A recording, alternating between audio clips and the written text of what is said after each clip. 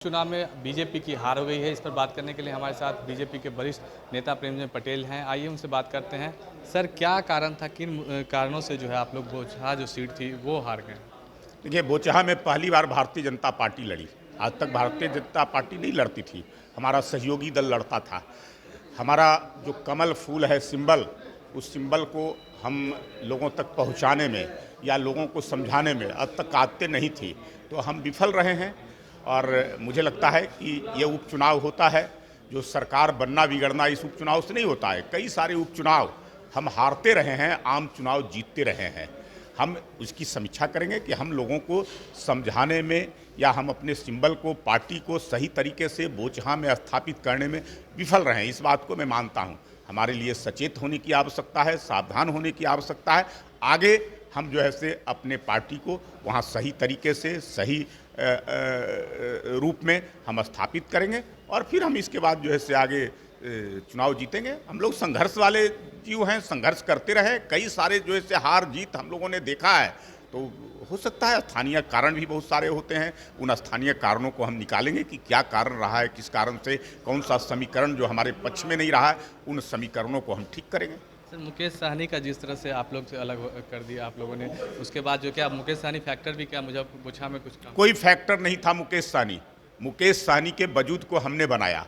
पिछली बार बोचहा सीट पर हम लोगों ने उनको दिया था, वो लड़े थे तो जीते थे।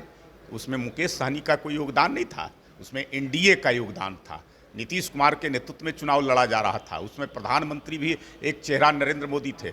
वो कारण रहा है। मुकेश साहनी तो खुद सिमरी बख्तियारपुर से चुनाव हार गए थे और इस बार मुकेश साहनी जो उम्मीदवार बनाए थे गीता कुमारी को, उनके पिता रमई राम 8 बार से वहाँ विधायक रहे हैं, प्रभावशाली नेता हैं बड़े दिनों तक।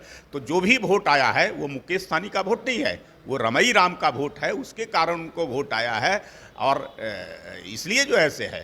सर, ये एक कहा जा रहा है कि जो बीजेपी का जो परंपरागत वोट था वो भी कहीं ना कहीं इस बार जो है चुनाव में बीजेपी से नाराज हुआ। मैं तो कह रहा हूं कि जो ऐसे उपचुनाव से कोई सरकार बनती बिगड़ती नहीं है, उससे राज्य की नीतियां तय नहीं होती है। कई उपचुनाव में हम हारे हैं, आम चुनाव में जीते हैं। आम चुनाव होता है सरकार बनाने और बिगाड़ने के लिए, सरकार के कैसे जो है से राज्य के विकास के रास्ते पर ले चलें, उसके लिए होता है। और वो भरोसा हमारे ऊपर ही बिहार की जनता ने किया है। अभी आम चुनाव हुआ था, उसमें विपक्ष के लोगों ने और तेजस्वी यादव ने कैसे कैसे सीगोफे छेड़े थे, कैसे कैसे बवंडर खड़ा किए थे, कैसे जो ऐसे लोगों को भ्रम में लाने का काम किए थे। लेकिन उसकी बिगड़ती नहीं है, उससे राज्य की नीतियां तय नहीं होती है। कई उपचुनाव में हम हारे हैं, आम चुनाव में जीते हैं। आम चुनाव होता है सरकार बनाने और बिगाड़ने के लिए, सरकार के कैसे जो है से राज्य के विकास के रास्ते पर ले चलें, उसके लिए होता है। और वो भरोसा हमारे ऊपर ही बिहार की जनता ने किया है। अभी आम चुनाव हुआ था, उसमें विपक्ष के लोगों ने और तेजस्वी यादव ने कैसे कैसे सीगोफे छेड़े थे, कैसे कैसे बवंडर खड़ा किए थे,